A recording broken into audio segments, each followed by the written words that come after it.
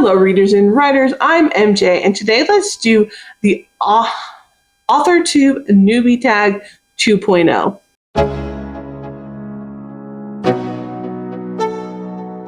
So, I know I have been on YouTube for a bit now, and I'm definitely working more on my Friday author videos than I did previously. So not exactly new, but the Author Newbie Tag 2.0 was for anyone to use no matter where they are in their AuthorTube journey. But I also thought it would be great to tell you some more information about myself, and this seemed like a really fun way to do so. All right, so the first question is, what's your book's pitch? If you have multiple works, choose your favorite. So I'm actually going to pick my newest officially published book, which is Lucas, book 1 of the Ember Town series. And my book's pitch is, in Ember, Colorado, Lucas's quest to reclaim his identity is shattered when he's turned into a vampire against his will. Stuck in a body he can't change, Lucas must navigate a world of magic, secrets, and a looming war between the magical communities. There you go. Does it make you want to read Lucas? All right, question 2 is, if you were a book, how would you pitch yourself? And this is actually a great question because it's something I have been figuring out recently, is how to market myself. And so my official author tagline is find yourself in fiction, because I write so much about neurodiverse and queer characters, and specifically queer characters that are not always found in representation, such as aromantic and asexual individuals, as well as trans and non-binary people. But my official pitch for myself is queer and neurodiverse. So question 3 is, what do you usually write? Well, I write science fiction and fantasy. I love both, but if I go too long without writing science fiction, I really start getting antsy and needing to write another novel.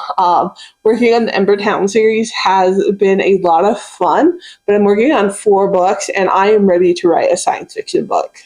I also really love writing autistic main characters. Lucas is actually the first book that I have written that does not have an autistic main character, at least primary main character.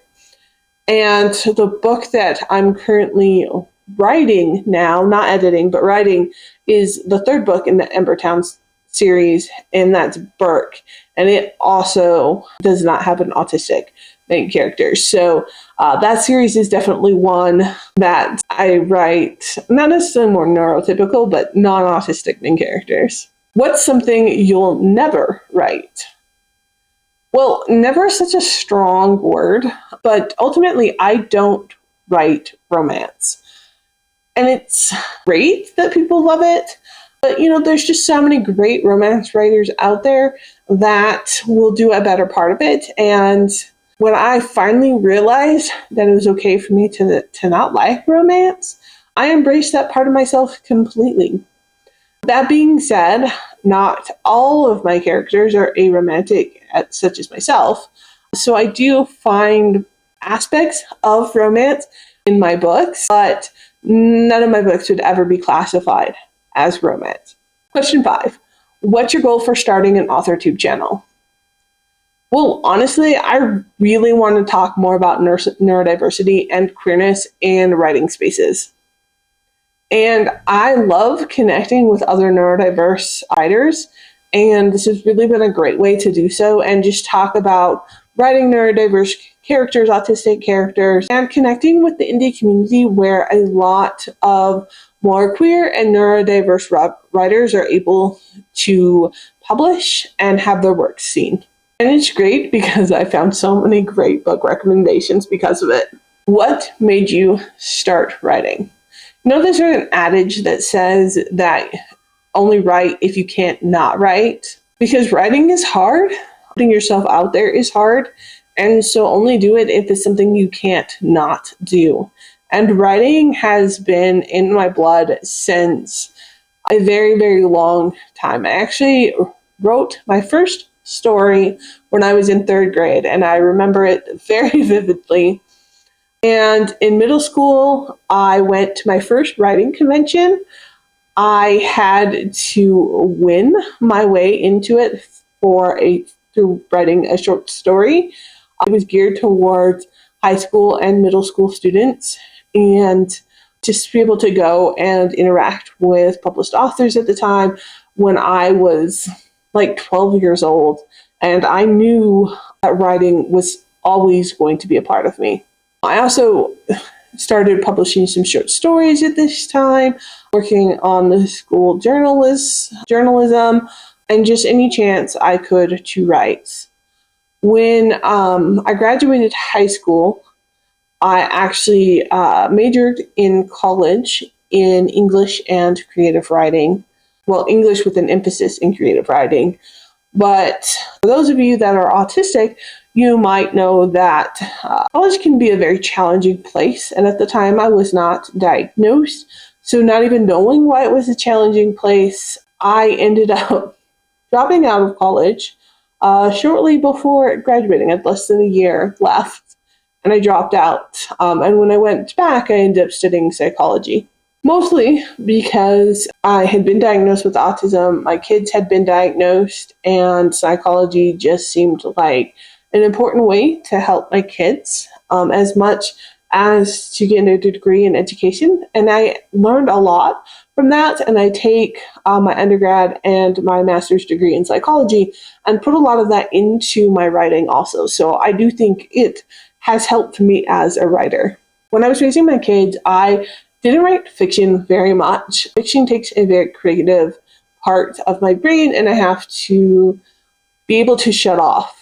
And when you're raising kids that need your undivided attention, it's just not something that you're able to do. And my kids' safety and their success was so much more important to me. I mean, it still is, but they don't need me in that way anymore. So as my daughter was getting older and I found myself with some downtime, I immediately went back to writing fiction.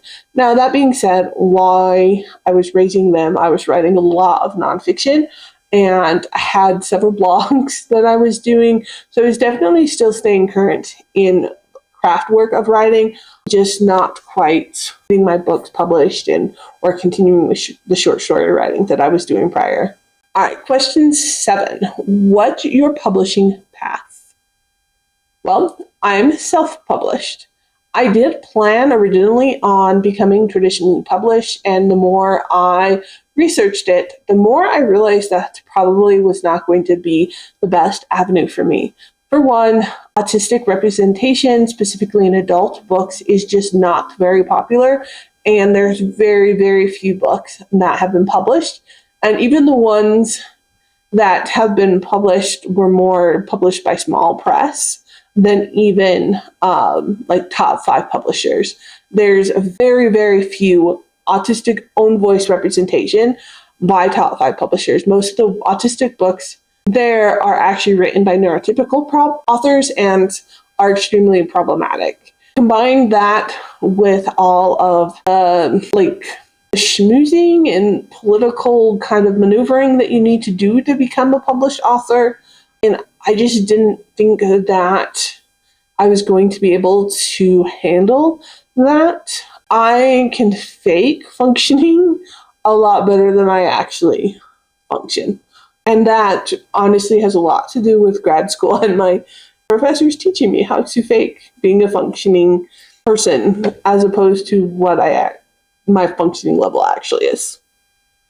So self-publishing seemed like the best avenue for me to move forward so that my books are out there. I get to do a lot of work more on the mechanics and stuff, which is something that is actually easier for me to do than the socializing aspect of it and handing it off to somebody else.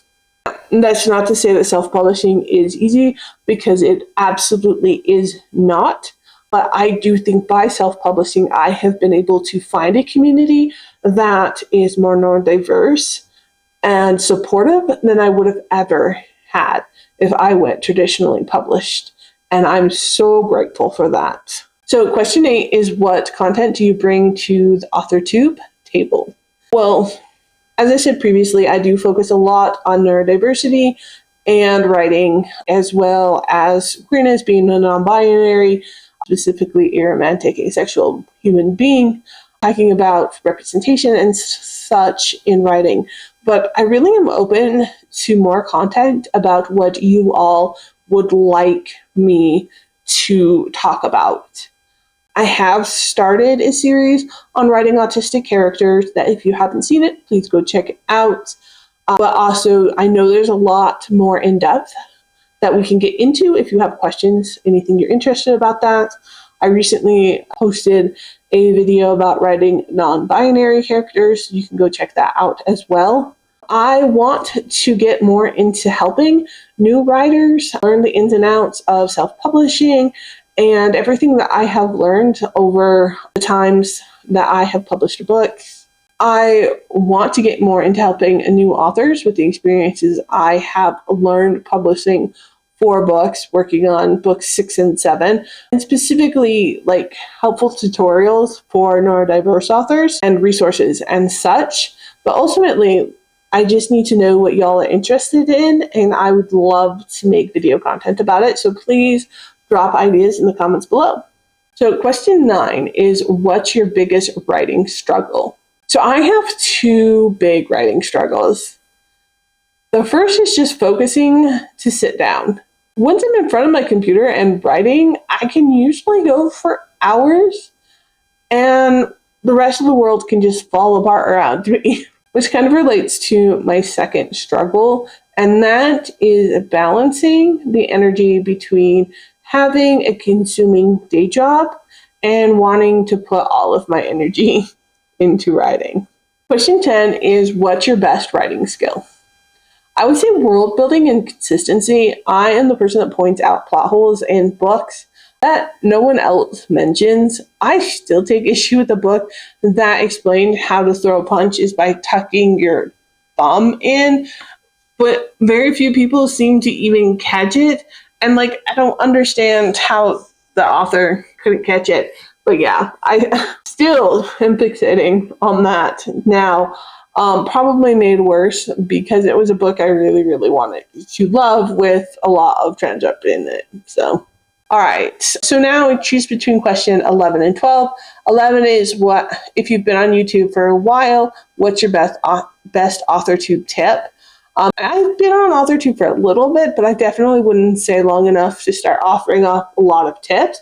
So I'm going to go with question 12, which is, if you're new to AuthorTube, what is your biggest AuthorTube question? And it kind of goes back to my biggest question is, what content are y'all interested in?